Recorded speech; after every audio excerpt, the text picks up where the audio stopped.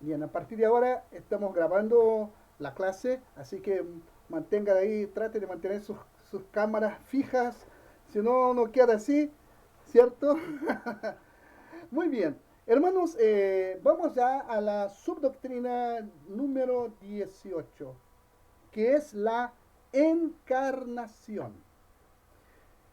Hay una creencia entre los cristianos de que Jesús vino en carne, ¿cierto? En Juan capítulo 1, versículo 14, nosotros leemos que el verbo se hizo carne, es decir, la palabra en acción, el mismo Dios se hizo carne y habitó entre nosotros y vimos su gloria, el texto, según el texto, dice que y vimos su gloria, gloria como la del unigénito del Padre, lleno de gracia y de verdad. Entonces, este término, hermanos, se refiere al milagro. Vimos, eh, se sabe, hemos leído y creemos así, que Jesús nació de una mujer virgen, ¿cierto? Um, Todos conocemos la historia, etcétera, etcétera, etcétera. Ahora, Juan, el apóstol Juan, aquí de este versículo que hemos hablado, Juan capítulo 1, versículo 14, él resume este milagro con la expresión, el verbo fue hecho carne. Increíble, es decir, el verbo tomó forma humana. Porque a veces tenemos que parafrasear algunas expresiones que están en la Biblia para que, a ver, para que la gente entienda. Obviamente no cambiando la esencia. Entonces, ¿qué significa el verbo fue hecho carne? Uh, Cuando hablamos de carne, hay varias, la palabra carne, ella tiene varios significados en la Biblia, ¿cierto? El apóstol Pablo cuando habla de la carne dice que los que están en la carne no pueden agradar a Dios. Está hablando de la tendencia pecaminosa del hombre, ¿ya? O actitudes pecaminosas. Pero en este caso la carne, aquí el verbo que fue hecho carne, se refiere a la humanidad de Jesús. Jesús, el verbo, se hizo carne. Este término, verbo, el verbo, ya hemos visto que significa verbo, pero este término verbo es un título, guarden bien, es un título de deidad usado por Juan al describir Jesús. Juan capítulo 1, versículo 1. En el principio era el verbo. Este versículo a mí me encanta.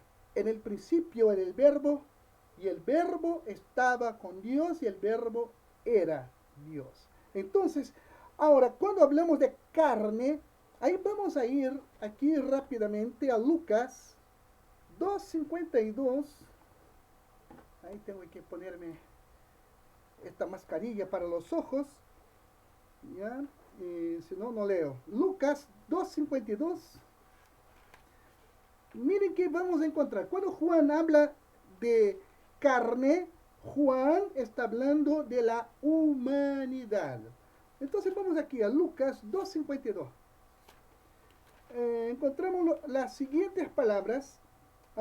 Observen, y Jesús crecía en sabiduría, en estatura y en gracia para con Dios y los hombres. Eh, ya hemos visto que Jesús fue un bebé. Nació un bebecito, fue creciendo, creciendo. Incluso encontramos en este mismo capítulo de Lucas que habla de la adolescencia de Jesús, Jesús ya en el templo, disertando, debatiendo sobre la palabra. Entonces, Jesús crecía en gracia y sabiduría para con Dios y delante también de los hombres. Entonces, observen, entonces es un ser humano, estamos hablando de un ser humano. Entonces, como ilustración, ahora vamos ya a ver una ilustración. Hay personas, hay sectas, hay filosofías que niegan la deidad y la humanidad de Jesús. Cuando se niega tanto la deidad o la humanidad de Jesús, se está negando la naturaleza del Dios hombre. Simplemente se está negando. Incluso se habla de la resurrección, ¿cierto? Y hay sectas como los testigos de Jehová que dicen que Jesús resucitó en espíritu. Suena bonito, pero Jesús resucitó en carne, un cuerpo, no fue un espíritu. Las mujeres, los discípulos y los casi 500 testigos, según el apóstol Pablo, no tuvieron una alucinación. Ellos vieron a un hombre que incluso comió con ellos. ¿Ya? Ahora, hay sectas, como les digo de nuevo, los testigos de Jehová, y otras sectas, otras filosofías también, que niegan la humanidad de Jesús. Esto es una inmensa, gigantesca herejía. Igual, por ejemplo, cuando se habla de grupos, solo Jesús, no es solo Jesús. Hay unos que dicen solo Jesús. Hay otras, entonces nosotros tenemos que saber diferenciar incluso personas que conocemos que tienen una creencia un poco diferenciada. Yo prefiero lo que está en la Biblia. Si la Biblia me dice que Jesús, el Verbo, se hizo carne, yo creo. Se hizo carne, se manifestó en carne, murió, sufrió, tuvo dolor, derramó sangre, derramó su vida, murió y resucitó. Cuando Él resucitó, fue su carne, su cuerpo. ¿Ya? Cuando hablo carne, en cuanto a Jesús, estoy hablando de su humanidad. ¿Ya? Entonces, si uno niega, y el mismo apóstol Juan, él dice que cuando uno niega la humanidad de Jesús, es el espíritu del anticristo. Entonces, cuando yo veo alguna prédica que habla demasiado, no, porque por el espíritu, fue el espíritu de Jesús. Espere. A ver, ¿no será que de alguna forma se está negando la humanidad de Jesús? Entonces tenemos que tener mucho cuidado. Observen, hermanos, que en los tiempos del Nuevo Testamento, de la iglesia primitiva, ya había gente que negaba. Vamos a 1 de Juan, aquí en 1 de Juan, ahora salimos del Evangelio y vamos a la carta, a la epístola. 1 de Juan, capítulo 2, versículo 18, encontramos la siguiente declaración. Observen, hijitos, ya es el último tiempo. Fíjense que Juan hablaba de aquel tiempo como si fuera el último. Él no se imaginaba que se pasarían más siglos. Y según vosotros oísteis, que el anticristo viene, así ahora han surgido muchos anticristos. Por esto conocemos que es el último tiempo. En otro pasaje, versículo 23, observen, todo aquel que niega al Hijo, tampoco tiene al Padre. El que confiesa al Hijo tiene también al Padre. Y este capítulo, este pasaje del versículo 18 al 29, nosotros encontramos una tremenda clase de doctrina para la iglesia primitiva, pero que también sirve para nosotros, porque hay personas que niegan a Jesucristo. Entonces, ojo, hay que tener mucho cuidado. Hay, hay doctrinas, hermanos, ahí que yo veo la diferencia entre, como decía el profeta Malaquías, hay una diferencia entre el que sirve a Dios y el que no sirve a Dios. Y para nosotros podemos tener discernimiento para saber, incluso si un maestro, si un predicador o si una iglesia están de acuerdo con la palabra. Por ejemplo, hay iglesias que enfatizan mucho la alabanza. Me encanta la alabanza.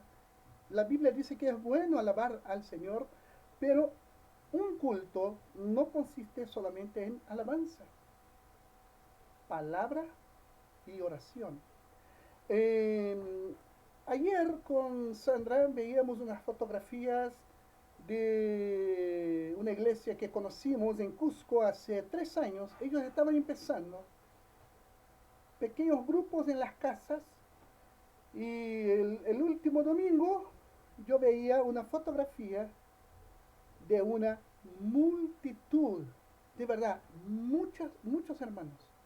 Casi, a ver, a veces entre un domingo y otro, 2 domingos, 3 aproximadamente, la gente se está bautizando. Siempre hay bautismos. La iglesia ha crecido. Y yo veía una fotografía muy bonita de una multitud de creyentes, de hermanos, y me acordaba de algo que escuché hace muchos años de un pastor.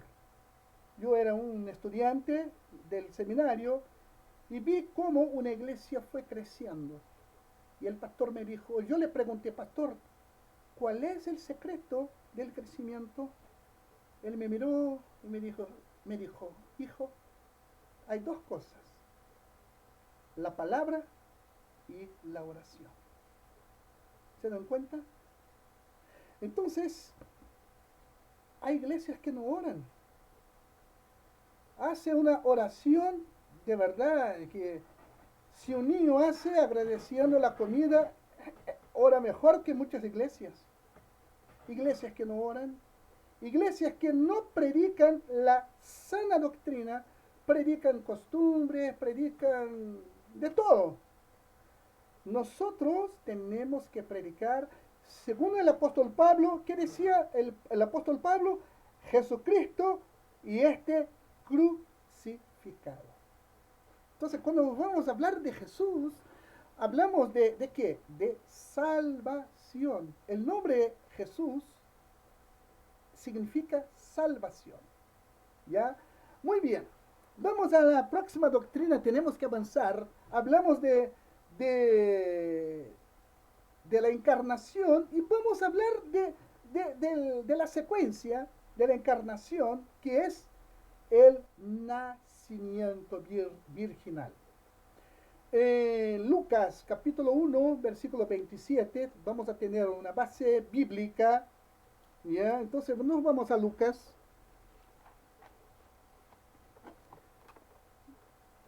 Acá tengo que usar la Biblia porque me olvidé mientras hacía los apuntes de poner en el texto los versículos, pero no importa. Lucas 1:27. Entonces tenemos una base. Observen bien, a una virgen desposada con un varón que se llamaba José, de la casa de David, y el nombre de la virgen era María. Entonces, nosotros conocemos, sabemos la historia, e incluso hay ramas del cristianismo, digamos, secular, que incluso idolatran a la Madre de Jesús, a María. Pero nosotros tenemos la base bíblica, incluso para no adorarla. Ciertamente fue una mujer bienaventurada, porque fue la única en todo el mundo, y según ella, halló la misericordia. Dios la vio.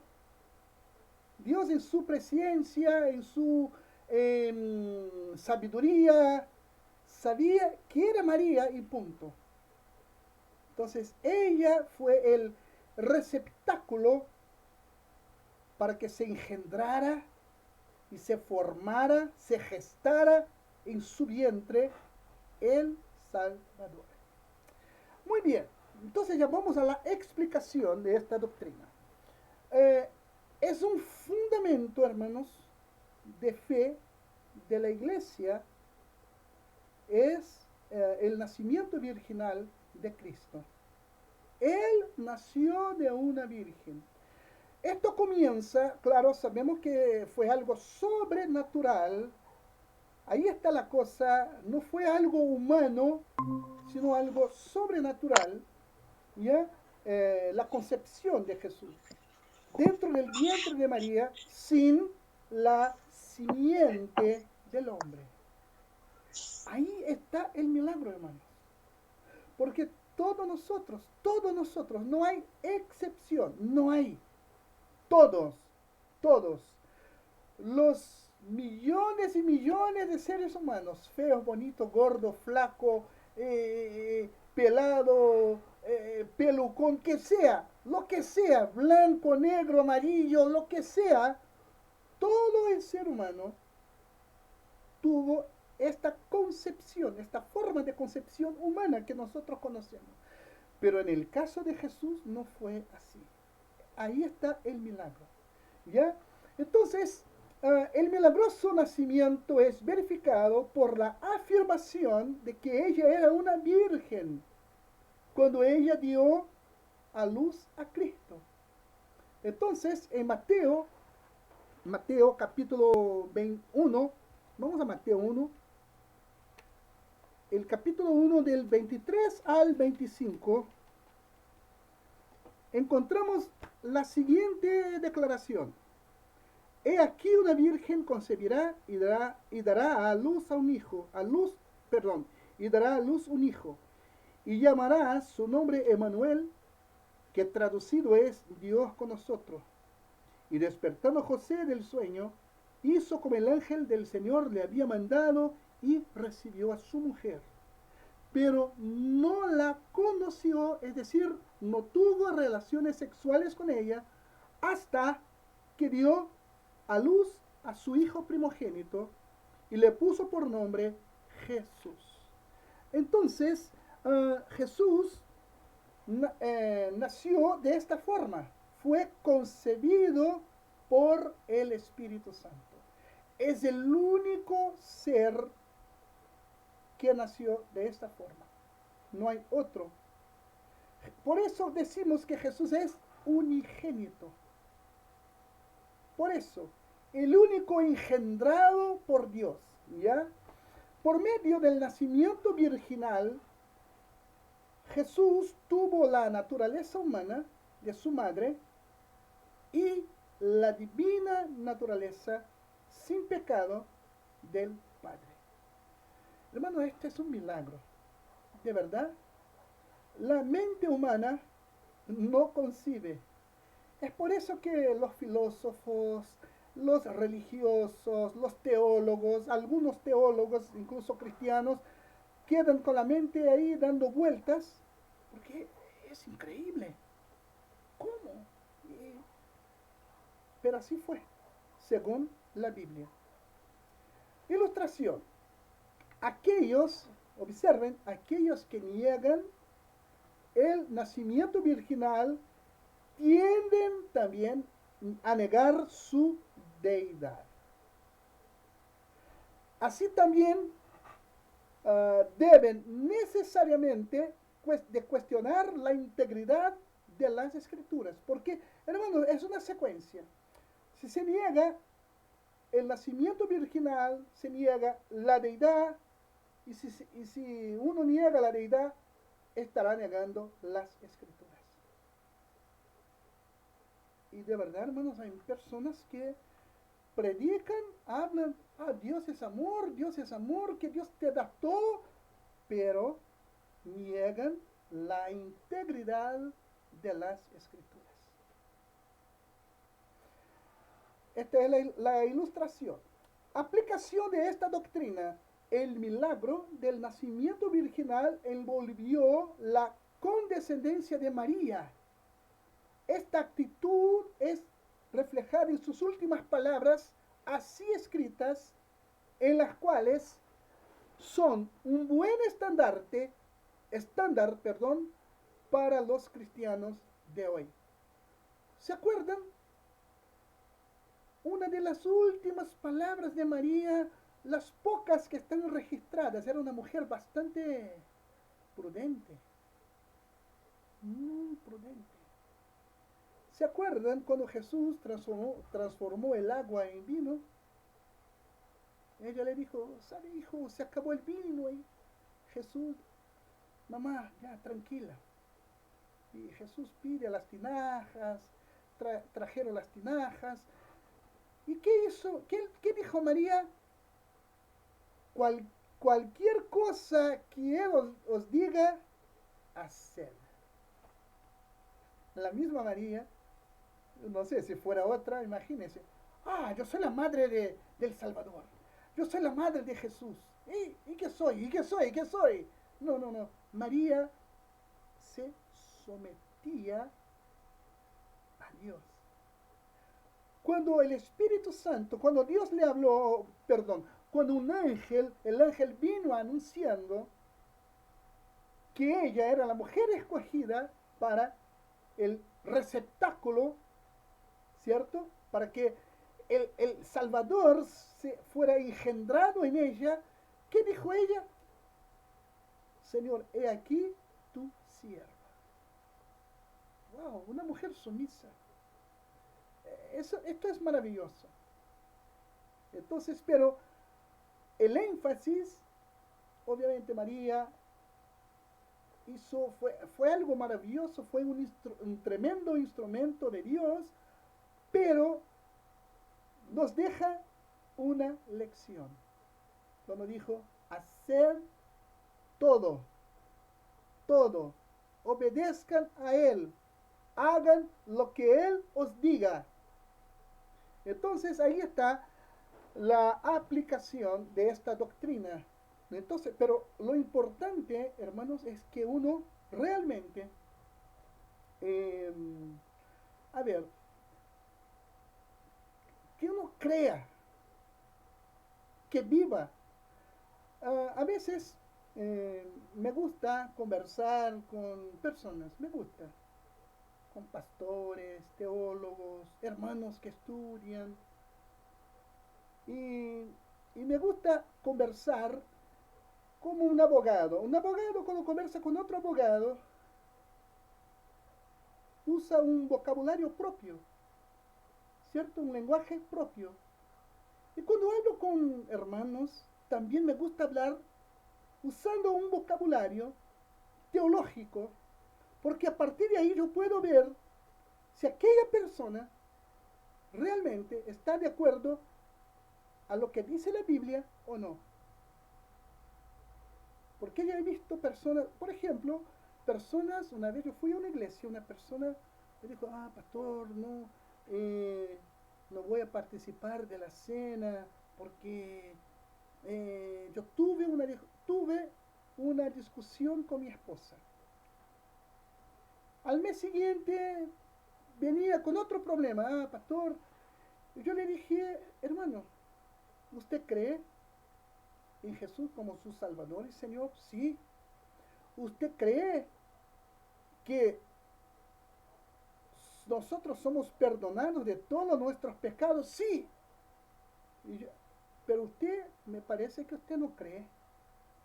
Porque cada mes una excusa para no participar de la cena del Señor. O si no, otro que me decía que nunca estaba preparado para bautizarse. No es así. La Biblia dice, el que cree y fuere bautizado. Y punto. O si no, se le predica el Evangelio, no, pero primero voy a dejar de hacer cosas, voy a dejar de fumar, voy a dejar de tomar, voy a dejar de ir a fiesta. No, no es así. Porque quien hace la obra es el Señor, no soy yo.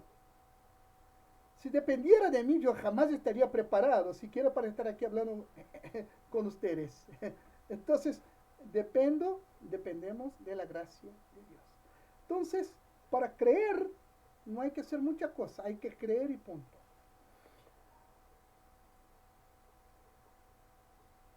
Vamos a Hebreos capítulo 14, versículo 15, y vamos a hablar de la impecabilidad de Cristo. Hebreos capítulo 4, Hebreos 4, versículo 15. Porque no tenemos un sumo sacerdote que no pueda compadecerse de nuestras debilidades, sino uno que fue tentado en todo según nuestra semejanza, pero sin pecado. Cuando nosotros hablamos de impecabilidad, yo mientras estaba preparando este texto, yo quiero ver qué significa la palabra impecabilidad. Se sabe, pero la impecabilidad, tenemos también la palabra tentabilidad. Hablemos de la tentabilidad. Tentabilidad es cualidad o estado de ser tentado. Y esto pasa a todos nosotros. Impecabilidad es cualidad de impecable, es decir, que no peca. Observen que Jesús, este texto muestra que Jesús fue tentado. Él fue tentado. Después de su bautismo, ayunó 40 días y 40 noches, tuvo hambre, se le apareció el diablo y comenzó a tentarlo. ¿Ya? En las tres áreas de pecabilidad humana. La carne, la concupiscencia de la carne, la concupiscencia de los ojos y la soberbia de la vida. Fue tentado. Pero él no fue tentado con el mal, porque la Biblia dice, Santiago capítulo 1, versículo 13, nos dice, acá mismo, estamos acá cerca, entonces vayamos al texto, Santiago, me equivoqué, disculpen. Santiago 1:13, encontramos la siguiente declaración del apóstol. Observen, cuando alguno es tentado, no diga que es tentado de parte de Dios. Porque Dios no puede, observen, porque Dios no puede ser tentado por el mal, ni Él tienta a nadie. Entonces, Cristo tentado, pero Él no fue tentado con el mal, ni tampoco fue tentado por malos deseos. Vimos acá en Santiago 1:3, como Dios, Él no podía ser tentado. Pero hay un detalle, que Jesús, acabamos de ver que Jesús es un ser humano, como nosotros. Como nosotros, Él fue tentado, pero sin pecado. ¿Se dan cuenta? Fue tentado. Y estoy seguro que si Jesús se diera algunas de las sugerencias de Satanás, no estaríamos acá en este momento. Pero fue tentado sin pecado. ¿Ya? La palabra impecabilidad quiere decir que Cristo como Dios no pudo haber pecado. Los atributos comparativos de Dios, esto se estudia en doctrina de Dios, ¿cierto? Omnisciencia, omnipotencia, omnipresencia, amor, santidad, justicia, ¿cierto? Los atributos comparativos de Dios le hacían a él imposible de pecar cuando él fue tentado. ¿Ya? Santiago, capítulo 1, versículo 13. Guarden este versículo. Ya he visto personas hablando, yo no quería pecar, oré, le hablé con Dios, que si yo estuviera en aquel lugar y si de repente abriera la botillería, yo sabría que era una respuesta de Dios para que yo pecara. Mentira, mentira. Dios no tienta a nadie. Es decir, Dios no induce a nadie a que peque. ¿Ya? Entonces, tenemos que entender esto. Cristo es impecable. Como Dios, es Dios. Ser humano. Observen, Jesús tuvo hambre. La primera tentación, tuvo hambre. Se le presenta a Satanás, si tú eres el Hijo de Dios, toma estas piedras y transfórmalas en pan. Tú tienes hambre. Y Jesús le contesta, como hombre completamente sumiso a Dios, que no solamente de pan vivirá el hombre, sino de toda la palabra que sale de la boca de Dios. Ahí Satanás. La segunda tentación. Si tú eres el Hijo de Dios, tírate de aquí hacia abajo, porque vendrán ángeles. Y Satanás, observen que Satanás usa la palabra. Usó el Salmo 91. Interesante, ¿eh? Y Jesús le dijo, no tentarás al Señor tu Dios. La tercera, Jesús, ¿sabe qué? Ven, mira, todo esto, todos estos reinos, toda su gloria, yo te lo doy. Aquí está disponible, es para ti. Todo eso es para ti, Jesús. Si postrado me adoras. ¿Se dan cuenta? Si postrado me adoras. ¿Cuántas personas, hermanos?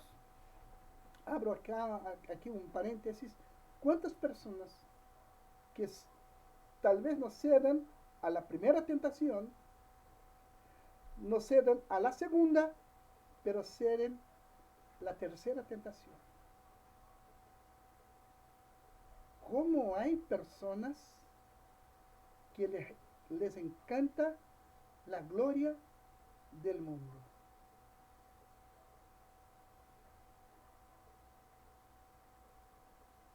Hay unos que... Y lamentablemente hay pastores que están ahí abrazando las glorias de este mundo. La Biblia me dice claramente, hijitos, no améis al mundo, ni las cosas que hay en el mundo. Si alguien ama al Padre, si alguien ama al mundo, el amor del Padre no está en él. Pero ¿cómo Jesús venció esta tremenda tentación? Imagínense toda la riqueza, toda la gloria, todo. Solamente al Señor tu Dios adorarás y le darás culto. Y dice que Satanás se arrancó, se fue. ¿A qué voy, hermanos? Es que nosotros no vamos a vencer a Satanás con nuestros argumentos. Hay que una tentación, no, pero la iglesia no permite. Que al pastor no le gusta. fácilmente caerán. Ahora, si tenemos esta palabra en nosotros, como dijo David, guardé tus dichos en mi corazón para no pecar contra ti. Si tenemos la palabra viva en nosotros, viva y activa, hermanos, igual, igual que lo que pasó con Jesús, no seremos vencidos por el mal. Entonces, mientras se lee la Biblia, se lee acerca de la tentación, nosotros notamos que hay un detalle muy interesante. ¿Cómo Jesús venció a Satanás? No venció. Nosotros vimos en la clase pasada que él se despojó de su gloria. En aquel momento había un hombre, humanamente hablando, indefenso, delante del príncipe de este mundo. Así es uno de los títulos de Satanás, el príncipe de este mundo. Un título dado por el mismo Jesús, pero que dijo que está juzgado. Satanás podría ser allí en aquel momento, si le diera la gana, podría ser tira de Jesús. Pero allí lo que más se nota, así como Adán, observen, Adán no se sometió a Dios y cayó. Jesús estaba allí en una condición de un hombre completamente sumiso a Dios. Lo que Satanás más teme, de verdad, es cuando un hombre, una mujer, se someten a Dios. ¿Qué dice la Biblia? Someteos pues a Dios, ¿cierto? Resistí al diablo y él huirá. Es un principio, hermanos. Vete de aquí, Satanás. Ya. No, no, no, no. Jesús simplemente, como sumiso, usó la palabra. Incluso en contra de argumentos que Satanás usaba con la palabra. Porque la tendencia de Satanás es distorsionar lo que Dios habla. Una de las funciones de la mentira es esta. No es bien así. No es así como que Dios dijo, igual que en el Edén. Entonces, aplicando esto, de esta misma forma, los cristianos de hoy deben de vencer la tentación. ¿Cómo se vence la tentación? Con la palabra. La lucha, nuestra batalla, no es contra la carne, no es contra la sangre, sino contra principados, contra potestades, huestes espirituales de maldad. Entonces, vencemos con la palabra. El salmista pregunta, ¿cómo purificará el joven su camino? Observando conforme a la palabra. Es así, hermanos. Es así. Vamos a 2 de Pedro, el capítulo 1, versículo 16. Vamos a un episodio muy interesante que le pasó a Cristo mientras estaba en la tierra. 2 de Pedro 1:16. Porque no os hemos dado a conocer el poder y la venida de nuestro Señor Jesucristo, siguiendo fábulas artificiosas, sino como habiendo visto con nuestros propios ojos su majestad. Pedro aquí se está refiriendo a lo que pasó en Mateo capítulo 17, cuando Jesús se transfiguró. ¿Ya? Jesús temporalmente, en este pasaje de Mateo 17, Jesús fue temporalmente glorificado en la presencia de tres discípulos. Pedro, um, Santiago, no, Pedro, Juan y Andrés, si no estoy equivocado. Pero Pedro y Juan, el tercer discípulo ahora no me acuerdo. ¿Ya? Pero esta era una prefiguración, la transfiguración era una prefiguración de la venida de Cristo en poder y gloria, ¿ya? Para establecer su reino. Entonces, Jesús lleva a estos tres discípulos a un monte. El monte se llama Tabor, está en un lugar muy bonito en Israel, y allí la presencia de Moisés y Elías, porque aparece, y según el relato bíblico, se pudo identificar quiénes estaban con Jesús, Elías y Moisés. Elías y Moisés allí, en aquel momento de la transfiguración, ellos estaban representando todos aquellos que entran en el reino por medio de la muerte o al ser trasladados. Moisés, dice la Biblia que Moisés murió, pero Elías, le pasó algo muy interesante a Elías. Elías no murió como mueren, simplemente fue tomado delante de su discípulo Eliseo. Esto es una figura del arrebatamiento. Y en el caso de Moisés, obviamente Moisés representa, ¿qué representa Moisés? La ley. Elías, los profetas. ¿Ya? También hay dos representaciones. Pero la declaración del Padre, observen que después los discípulos quedaron asombrados delante de aquella imagen portentosa, maravillosa, vieron a Jesús transfigurado.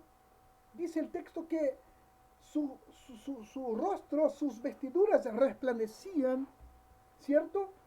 Y los discípulos, ya vamos a hacer unas enramadas acá. Supuestamente era época de la fiesta de los tabernáculos. Ellos, ya vamos a hacer acá unas enramadas para que estemos aquí juntos todos. Ellos quedaron asombrados y de repente se escucha una voz. Era la voz de Dios y que dijo: este es mi hijo amado. Y de repente se acaba toda la toda la transfiguración. Entonces ahí hay una declaración del Padre reforzando el dominio de Cristo sobre su reino. A Él la gloria, la honra, el honor, la majestad, todo pertenece a Cristo, todo, absolutamente todo. Entonces la transfiguración de Cristo, ella prefigura su venida en gloria. Hermanos, es algo, usted ya se imaginó Jesús viniendo en gloria. Es algo tremendo. Aplicación. Ya que algunos cristianos viven en la experiencia, perdón, en la expectativa del retorno de Cristo, ellos deben de darle a Él el primer lugar en sus vidas hoy. Así como Él, el cristiano, el discípulo, las tendrá en el reino. Entonces, esta transfiguración de Cristo es una lección para nosotros, sometiéndonos a Él y los unos a los otros, porque así nos dice la Biblia, dándole la prioridad. Ahí, hermanos, wow, podemos extraer tantas cosas, y yo veo que a veces no le damos la prioridad, de verdad. Les cuento, cuando yo tenía 22 años, yo contraje hepatitis. Y era comienzo de verano, yo me quedé amarillo, de verdad, amarillo.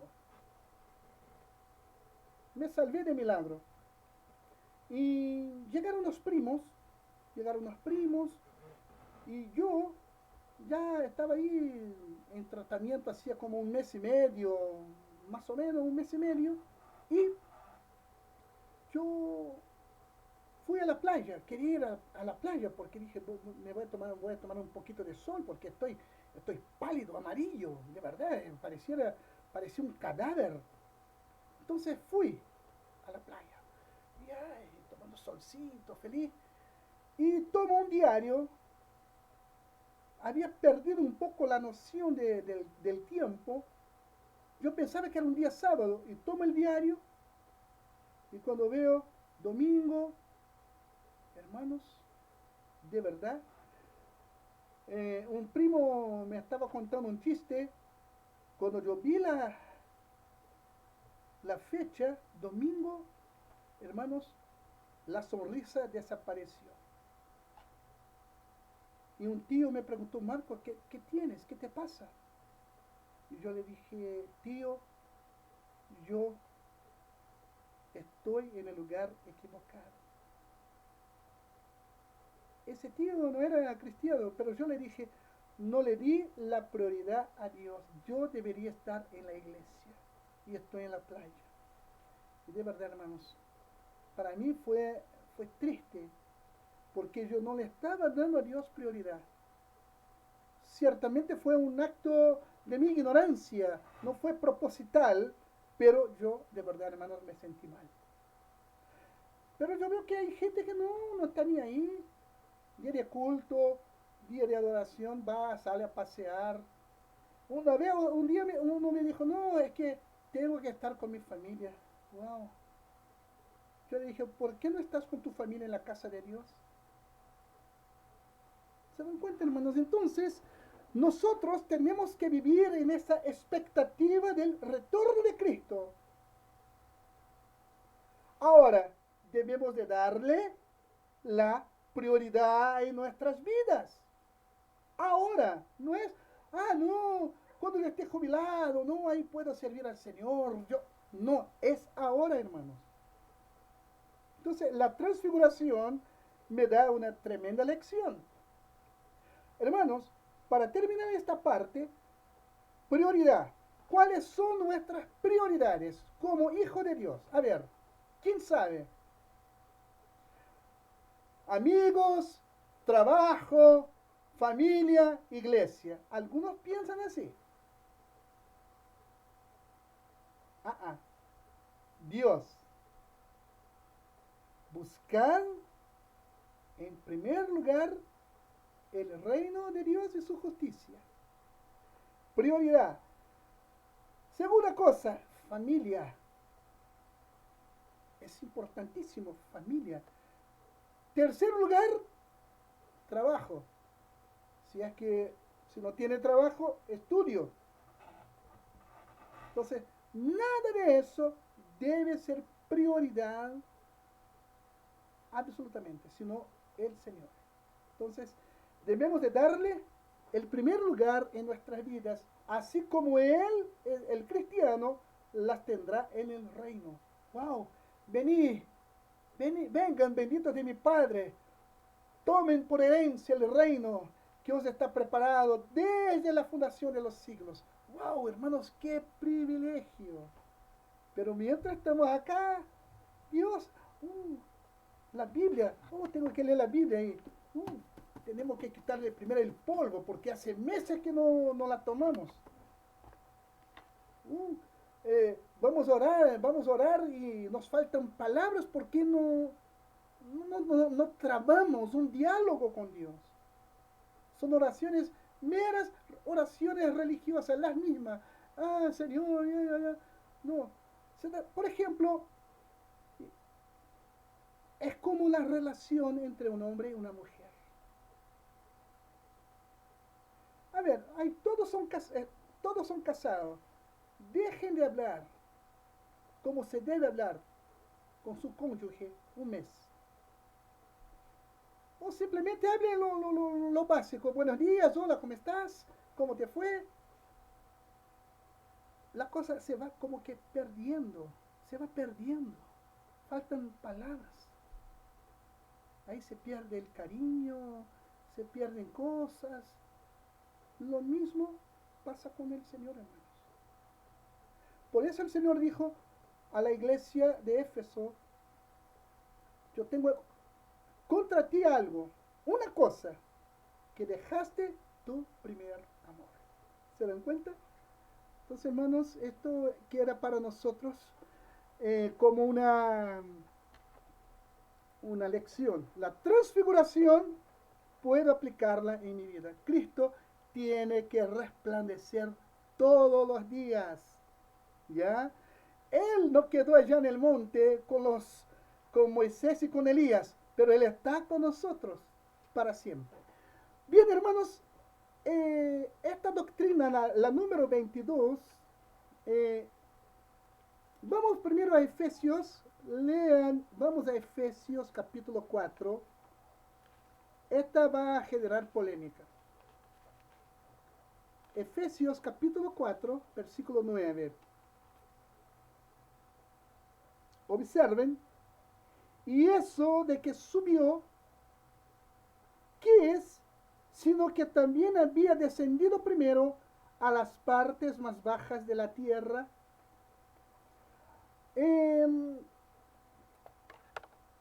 Pregunta, ¿Jesús fue al infierno?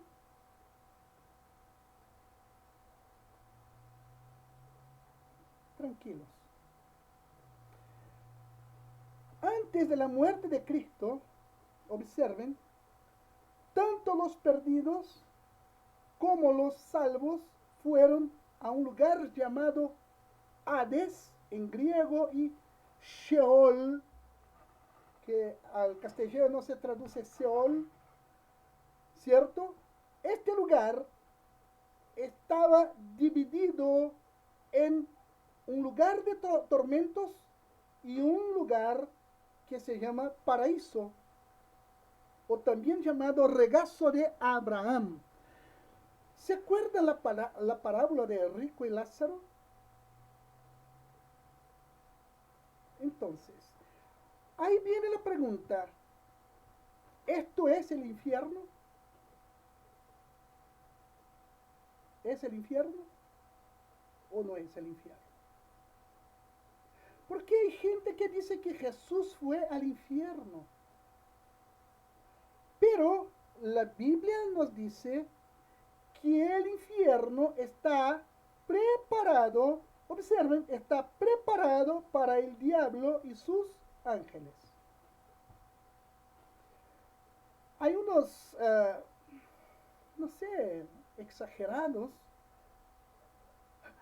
Hoy día leí algo, o ayer, leí algo muy interesante, que un pastor fue arrebatado hasta el infierno, o no sé hasta dónde, y mató al diablo. Es una mentira, es una herejía.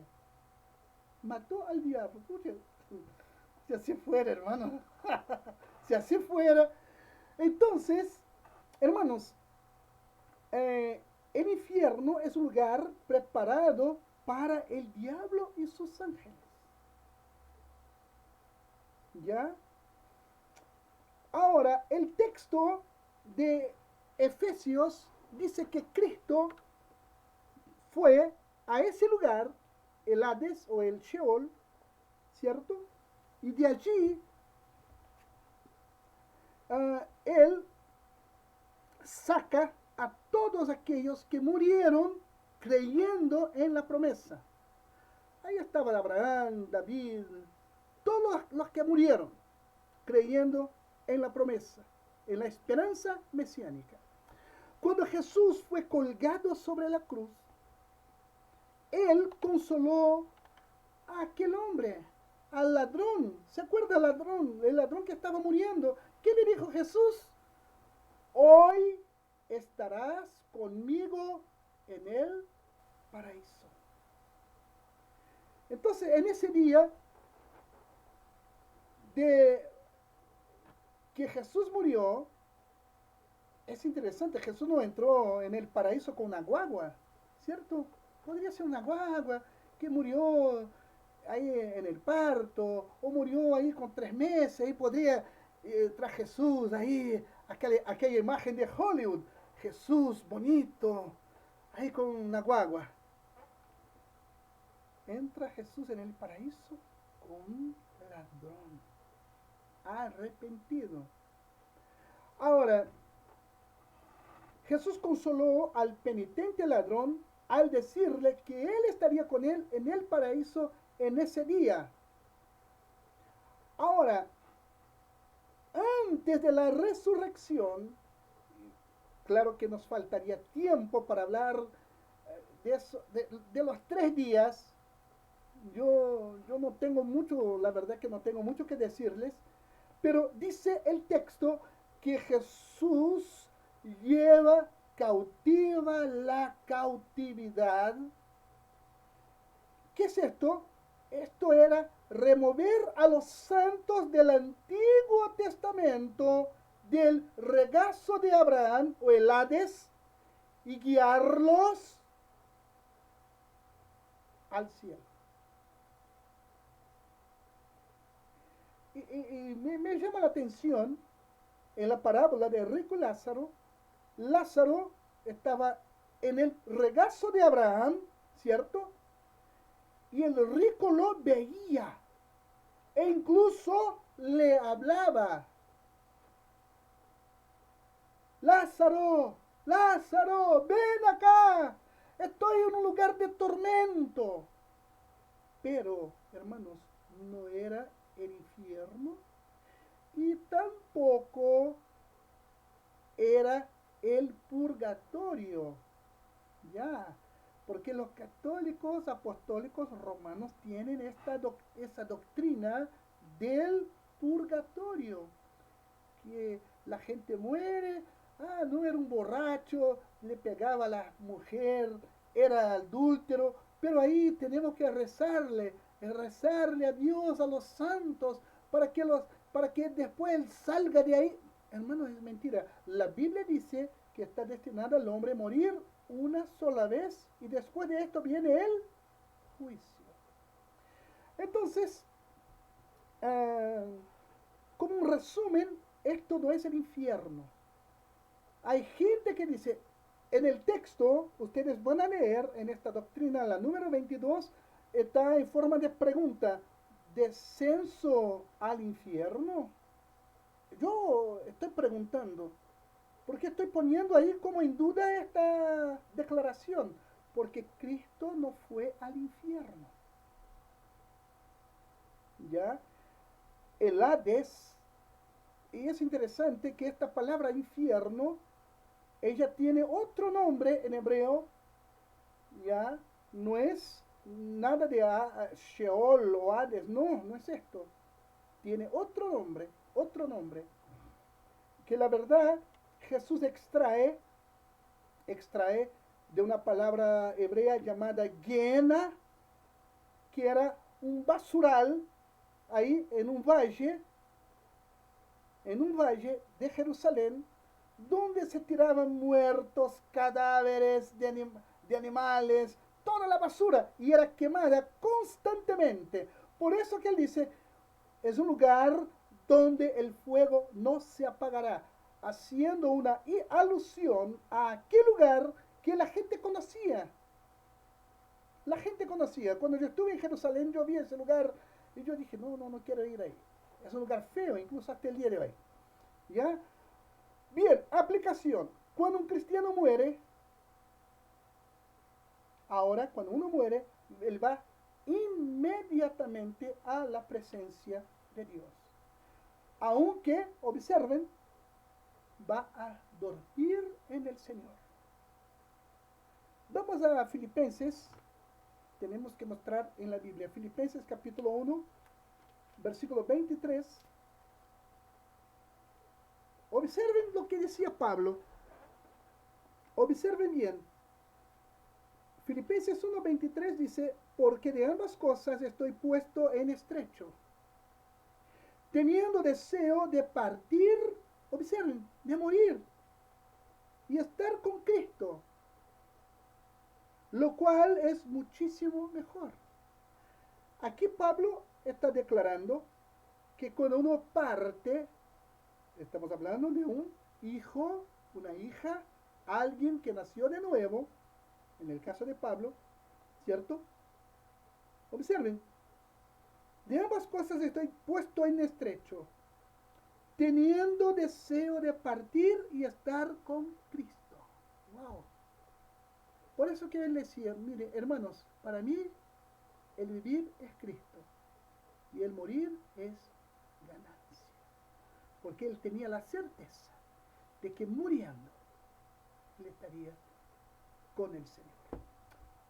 Bien, vamos a terminar por acá esta parte de doctrinas y vamos a las preguntas. Vamos a tener este tiempo para las preguntas.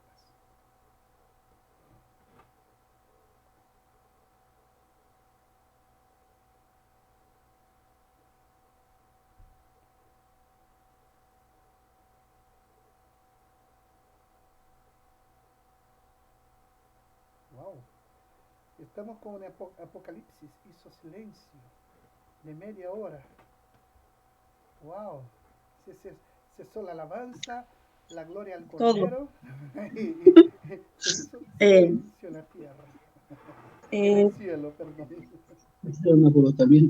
nos está arrebatando el Señor, pastor. No sé, todavía No sé. falta. No, yo no tengo preguntas, pero sí decir que estaba muy interesante esa parte cuando usted hizo la pregunta de si Jesús descendió al infierno. Estaba pensando y, y todavía me queda esa duda Bien, la de lo que Biblia usted dice, habló. es la Biblia que dice, no soy yo. Sí, no, si lo dice ahí, pero me quedé pensando que descendió para recibir las llaves. Para buscar las llaves también lo habla Ajá, sí, pero no la fue en el palabra infierno. dígame. No fue en el infierno, porque el infierno es un lugar que todavía va a ser inaugurado. El infierno va a ser inaugurado. Es interesante. Según la Biblia, Se Satanás, confunde, la gente confunde. Ahí, ¿por qué sí, confunde? Ahí viene la pregunta, ¿por qué confunde? Um, eh, eh, eh, Jesús nos dijo algo muy interesante, que nosotros erramos, bien, hablaba a los fariseos y saduceos, ustedes erran porque no conocen las escrituras ni el poder de Dios. Esta palabra se aplica a nosotros. Por ejemplo, un judío cuando, bien, muere como todos los seres humanos, pero ellos no piensan en ese infierno. Ellos saben que habrá un juicio. Ellos tienen unas creencias semejantes al cristianismo, pero vendrán muchas cosas, y para nosotros también, hermanos. A ver, estamos viendo señales de lo que va a suceder. Y no sé, eh, a veces oro y digo, Señor, quiero orar según tu voluntad, Señor, porque la iglesia está orando, Señor, líbranos del comunismo, líbranos del anticristo, líbranos de eso, de aquello, lo otro, y la cosa va empeorando. Entonces, creo que deberíamos estar diciendo, Maranata, ven, Señor. Porque, hermanos, estamos caminando hacia el fin de esta era. Estamos caminando, hermanos. Y entonces, según la Biblia, cuando ahí tiene un estudio específico que es escatología, ahí esto nos aclara bastante.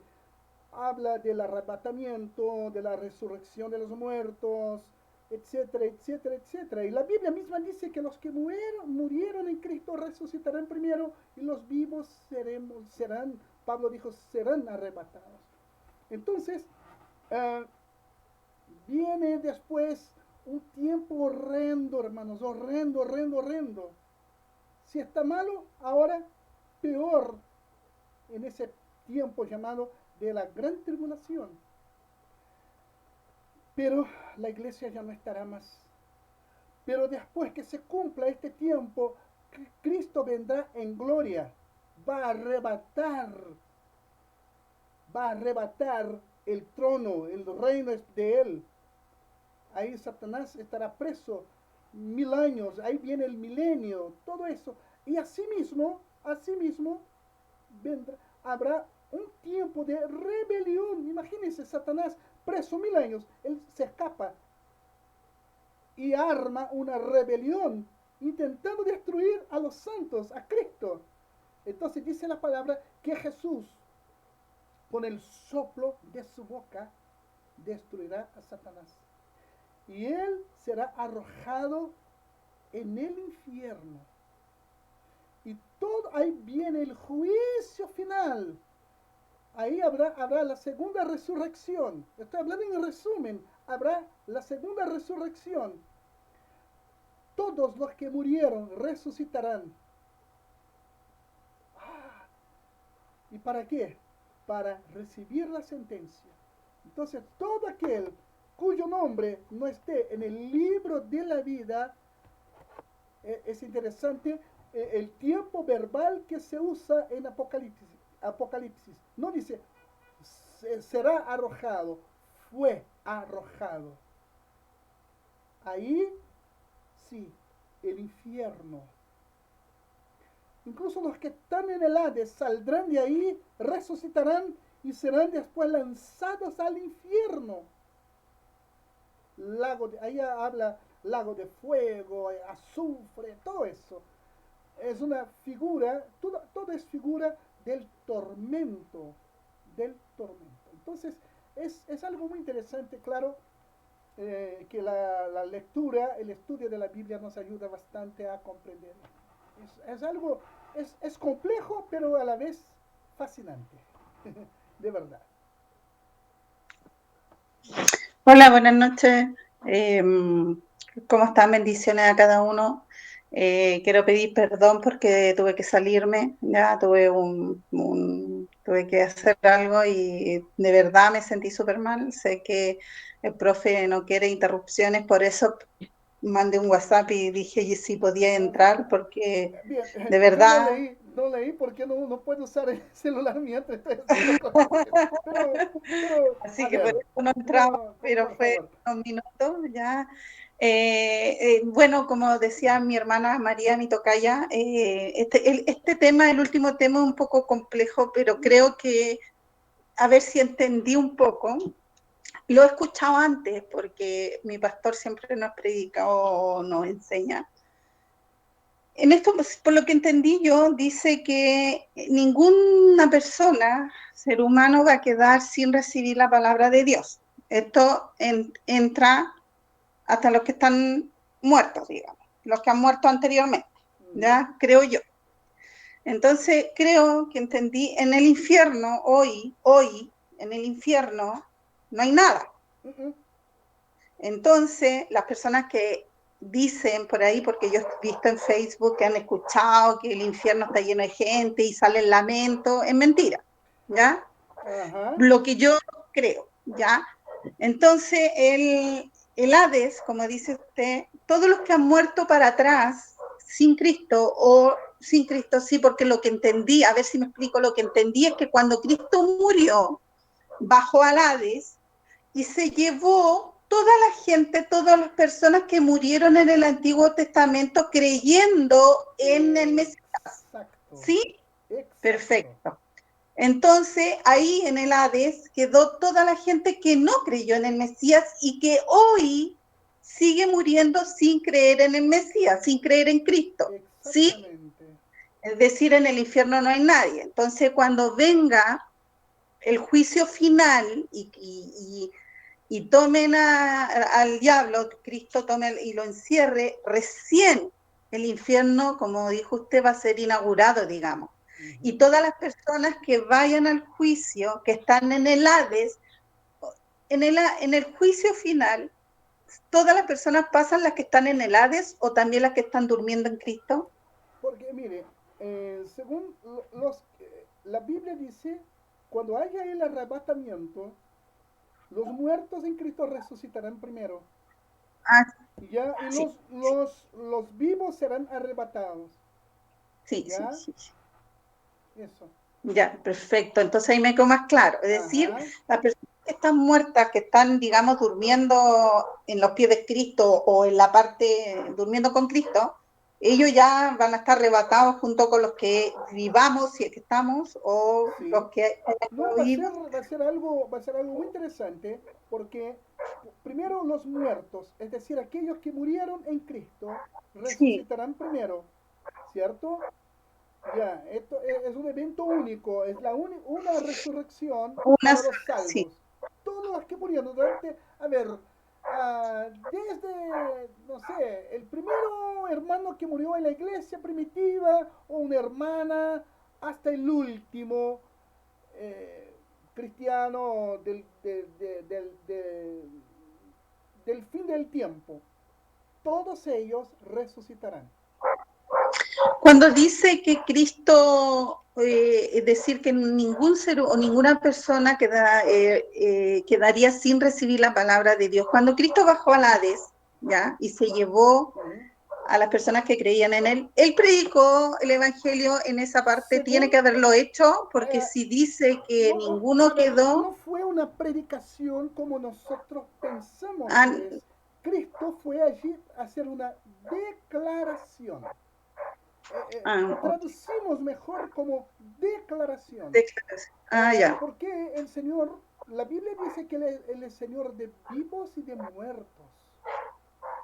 Por ejemplo, y Jesús tiene tanto poder sobre la muerte que cuando Él llamó a Lázaro, Lázaro vino inmediatamente. Lázaro, ven. Lázaro, su cuerpo se estaba descomponiendo y Lázaro estaba en el Hades. Y Lázaro, su, él retoma su cuerpo y el cuerpo milagrosamente se recompone y Lázaro sale caminando y atado, ya estaba atado, dice que estaba atado. Jesús incluso ordena para que lo desaten para que él pudiera caminar.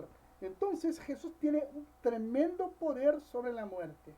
Es algo maravilloso, hermano. Esto es maravilloso. Es por eso que tenemos esta alegría y de verdad cuando se habla de muerte entre cristianos, para mí es como uno que va a un spa, va a descansar, va a descansar y un día cuando suena la trompeta, uno se despierta. Heme aquí, Señor. Es así, hermanos. Es algo maravilloso.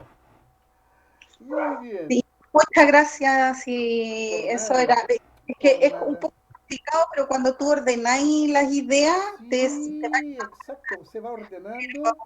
Y la Biblia nos enseña claramente cómo es esta, a ver, es una doctrina, ¿no? Es una doctrina muy importante, el arrebatamiento, la resurrección de los muertos, el milenio, el juicio final, todo eso son doctrinas importantísimas para nosotros.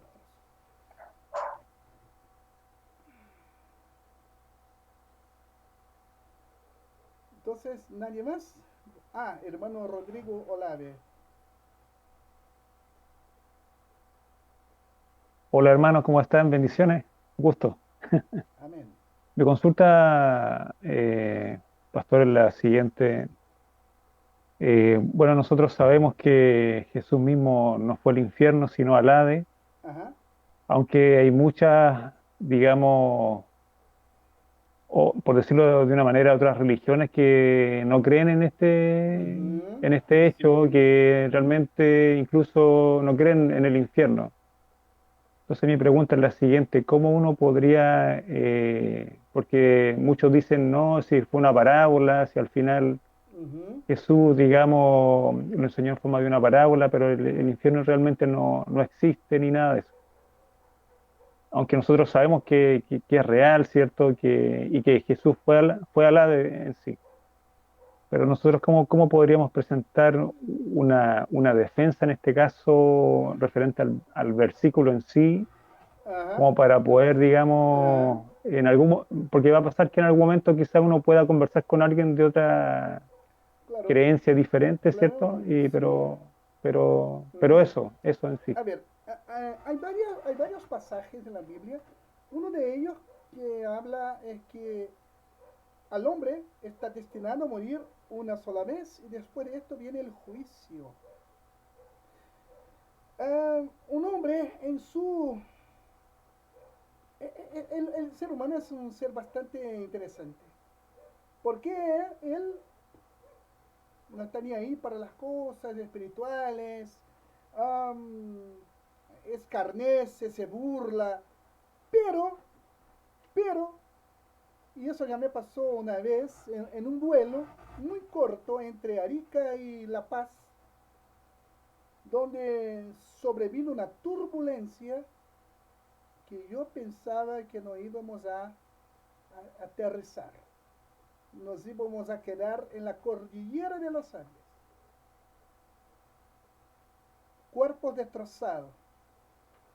Y yo vi gente que unos minutos antes estaba pero feliz y tomando. En aquel entonces se podía tomar de todo en un vuelo. Hoy día mal se toma un vaso con agua y se paga carísimo. Y cuando empezó la turbulencia, la gente comenzó a razonar y se dio cuenta que era una situación bastante compleja. Es justamente en estos momentos difíciles que uno comienza a pensar en la eternidad.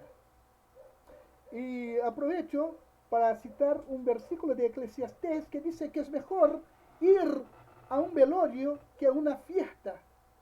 Porque en la fiesta la gente no está ni ahí. Pero delante de un cadáver, de un muerto, la gente comienza a razonar. Escucha, estoy bien, como él estaba, tengo salud como él tenía y ahora él está muerto. ¿Y qué será de mí? Hay varios versículos que nos muestran esta condición del hombre. No es predicar para infundir miedo, no es la cuestión del miedo, sino la cuestión de la realidad. Ayer yo le hablaba a un muchacho, que incluso se llama Rodrigo, y el muchacho me decía, pastor, ya no voy a la iglesia. ¿Qué? Le dije, ya bueno, entonces le dije, ¿sabe qué? Eh, ¿Cómo estás tú? Con drogas, con alcohol, todo más. Amigo, vas a morir.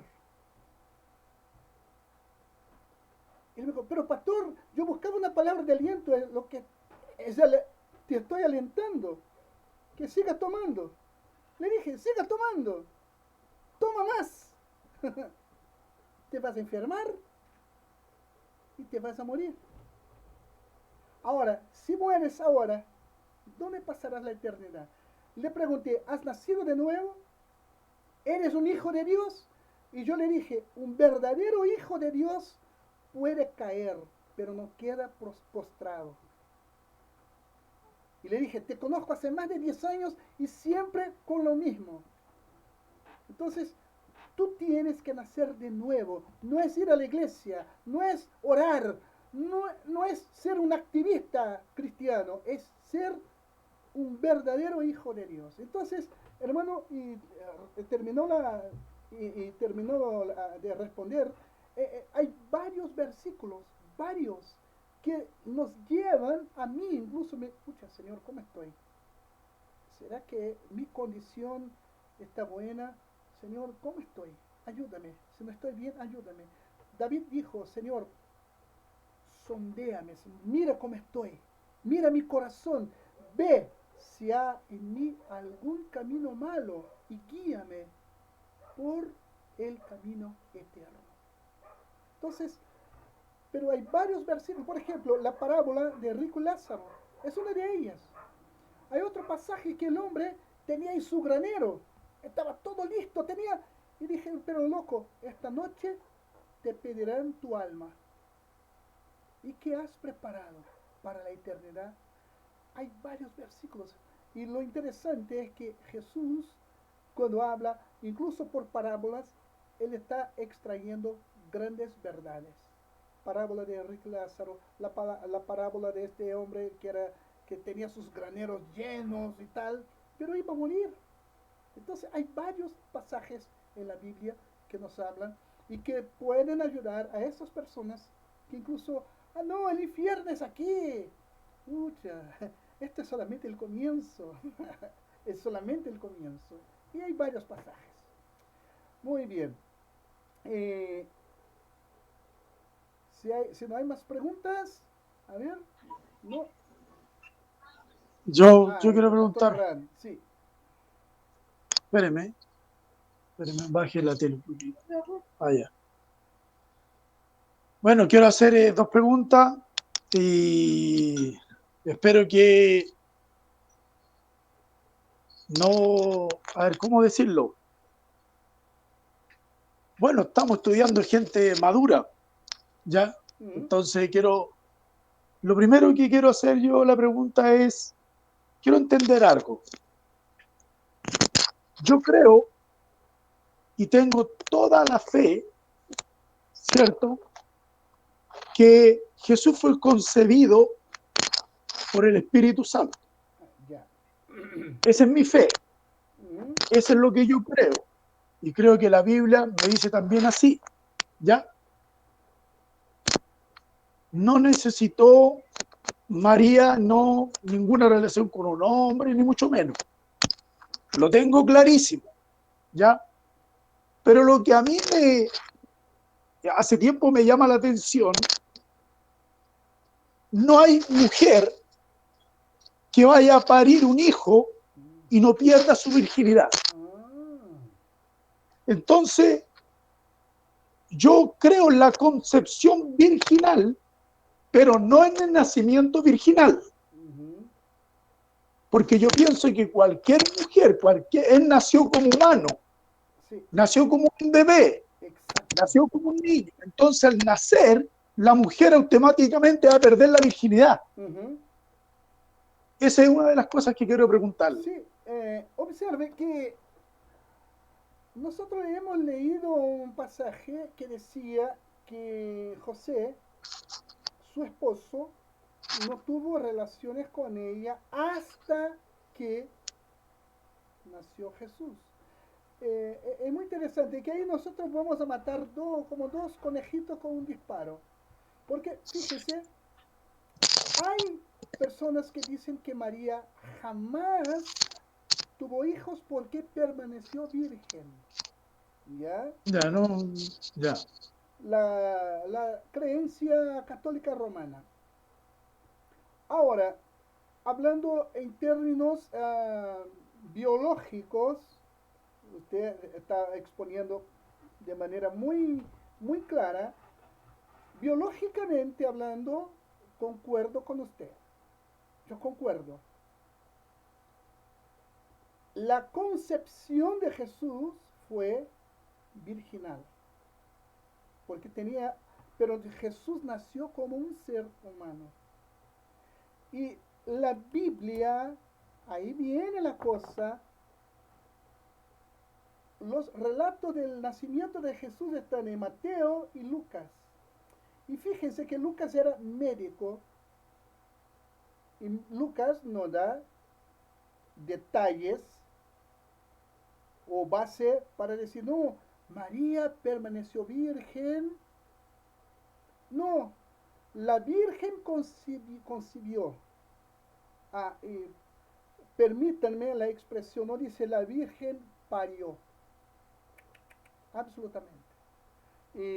Y ciertamente, en términos biológicos, estamos hablando en términos biológicos, y podemos razonar. Claro, porque cuando una mujer es una virgen y tuvo un bebé, ¿cómo eso?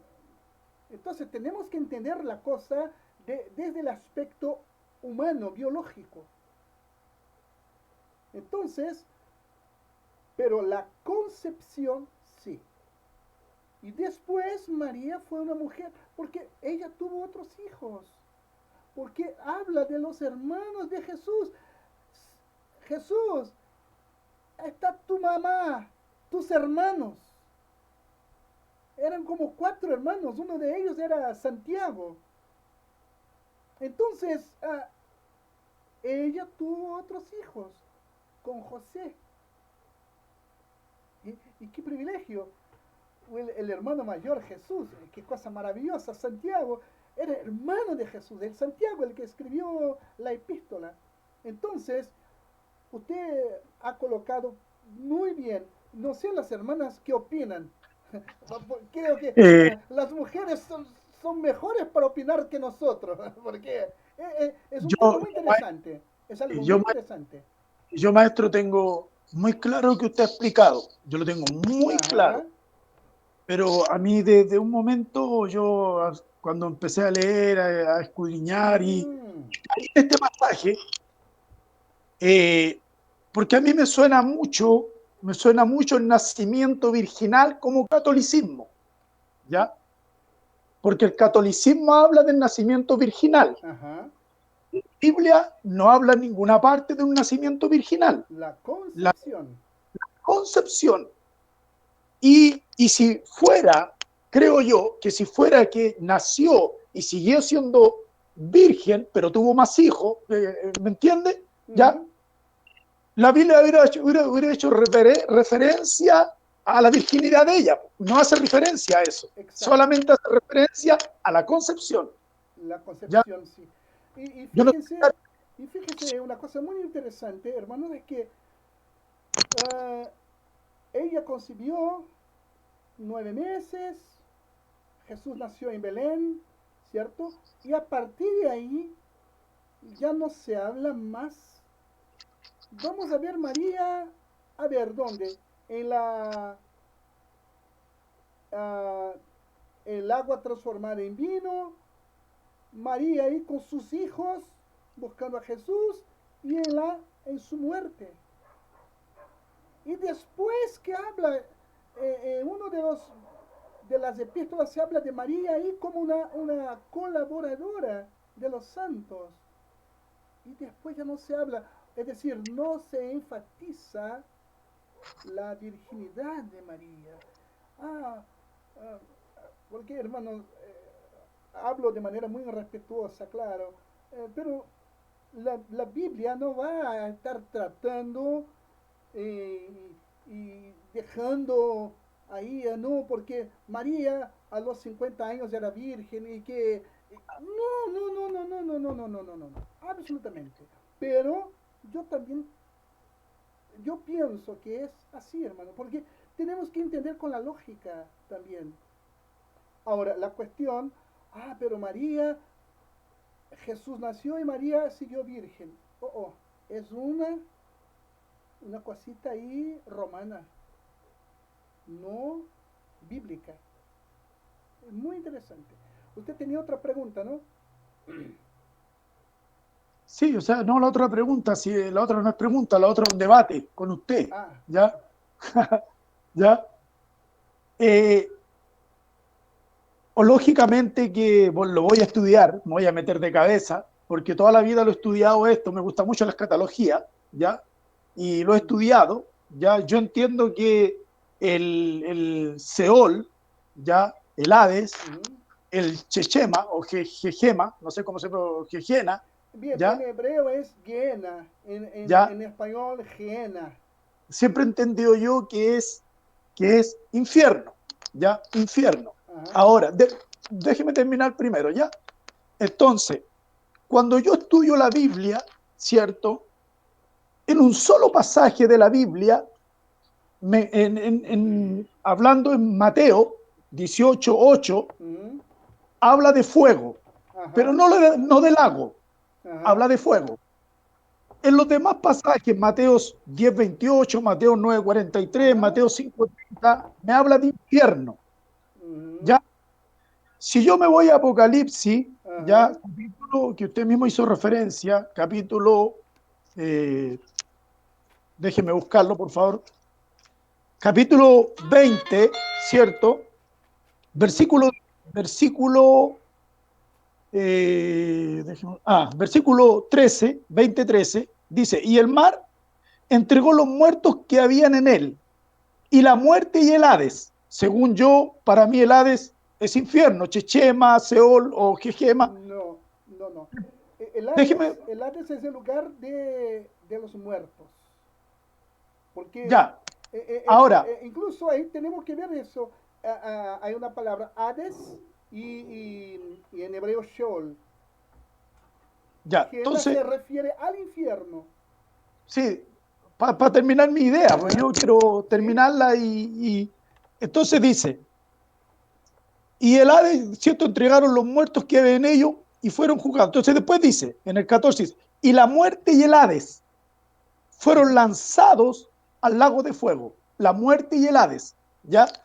Ahora, cuando yo leo el Apocalipsis 19, Ajá. ya, versículo 20, dice así, y la bestia fue apresada, y con ella el falso profeta que había hecho delante de ella las señales con las cuales habían engañado a los que recibieron la marca de la bestia y Ajá. habían adorado a su imagen. Estos dos fueron lanzados vivos dentro de un lago. Está haciendo referencia de que hay algo más. Un lago, es lo que yo entiendo. Yo entiendo cuando a mí me dice algo, uno, quiere decir que había algo más. Ajá. Ya, cuando dice uno, ya. Entonces, yo creo que el lago, y por eso estamos estudiando, para yo entenderlo, yo creo que el infierno es una cosa y el lago de fuego es otra cosa. Y ahí es donde van lanzados todos al lago, porque esa es la condena final. Sí, es el lugar de condena final. Así, bueno, eso es lo que yo quería exponerle. Es que lo que pasa es que la palabra infierno, Ya, esta palabra es una traducción del latín. ya. Es una cosa del latín, ¿ya?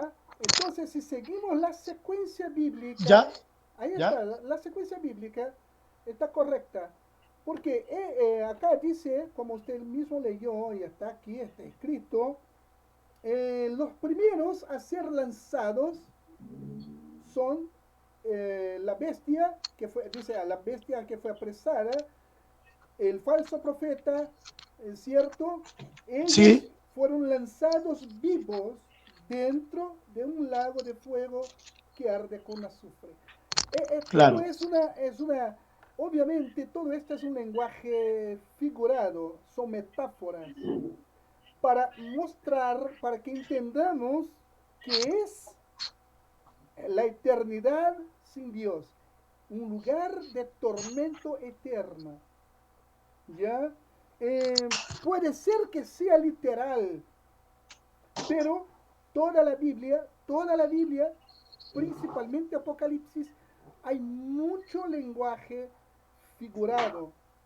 ¿Ya? Entonces, cuando Jesús usa el infierno y compara el infierno a ese lugar llamado Gehenna, que era un basural donde se quemaban cadáveres de animales e incluso de seres humanos, y toda la basura era tirada ahí para ser quemada, y decía, él decía, un fuego que no se apaga, ¿ya?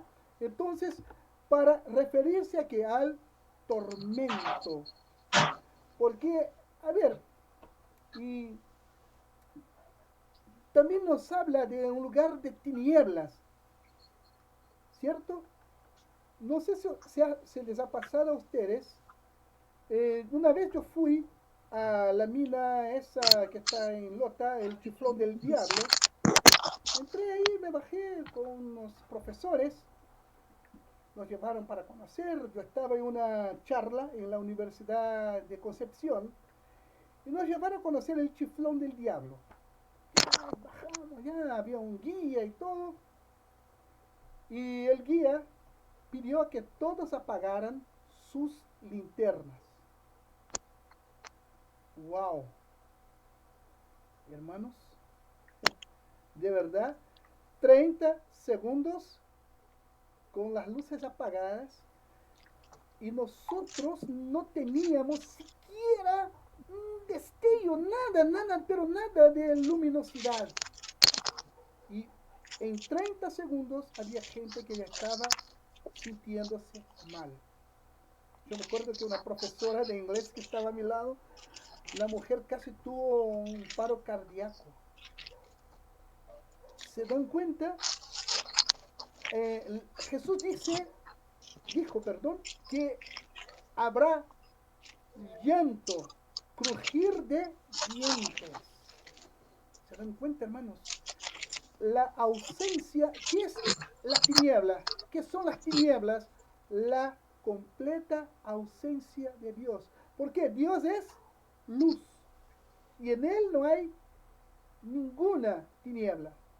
¿Se dan cuenta? Entonces hay todo un lenguaje figurado. Bien, yo jamás quiero estar en ese lugar. No voy. Ya, hermano, vamos a ir para conocer un poquito. No quiero ni que me hablen. Vamos a conocer Marquito 5 minutos. No, gracias. Pero realmente es un lugar de tormento, según la Biblia. Y Jesús tenía, así como Jesús usaba las parábolas, él usa un lenguaje figurado para que uno venga a razonar. Y ahí creo que estos versículos van a ayudar a Rodrigo también. Tormento, falta de Dios es como faltar luz, total tiniebla. Total tinieblas. Y entonces es algo bastante complejo. Maestro, muchas gracias. Ya, y No, por nada. una de las cosas que todo me ha gustado la clase, todo, pero una de las cosas que bastante me gustó, yo también creía que Jesucristo había descendido al infierno. Yo Y también creía así.